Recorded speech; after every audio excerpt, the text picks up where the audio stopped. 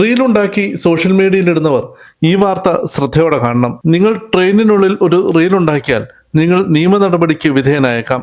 Railway board ഇക്കാര്യത്തിൽ എല്ലാ സോണുകളിലേക്കും മുന്നറിയിപ്പ് നൽകി.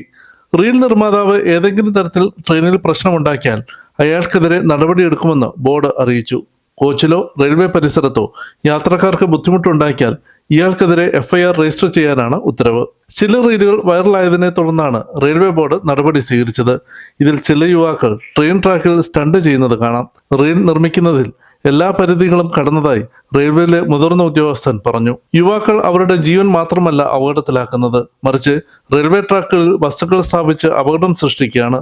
ഓടുന്ന ട്രെയിനുകളിൽ മാരകമായ സ്റ്റണ്ടുകൾ നടത്തി നൂറുകണക്കിന് റെയിൽവേ യാത്രക്കാരുടെ സുരക്ഷയും അവർ അപകടത്തിലാക്കുന്നു. ട്രെയിൻ തട്ടി നിരവധി പേർ സംഭവ സ്ഥലത്ത് തന്നെ മരിച്ച സംഭവം ഉണ്ടായിട്ടുണ്ട്. മാനദണ്ഡങ്ങൾ ലംഘിക്കുന്ന റീൽ നിർമ്മാതാക്കൾക്കെതിരെ കർശന നടപടിയെടുക്കാൻ റെയിൽവേ പ്രൊട്ടക്ഷൻ ഫോഴ്സിന് ഉത്തരവ് നൽകി. അടുത്തിടെ റെയിൽവേ ട്രാക്കിൽ മഹേന്ദ്ര താർ SUV ഓടിച്ച് സ്റ്റണ്ട് നടത്താൻ ശ്രമിക്കുന്നതിനിടെ ഒരാൾ പിടിയിലായിരുന്നു. ഇയാൾക്കെതിരെ കേസ് രജിസ്റ്റർ ചെയ്തിട്ടുണ്ട്.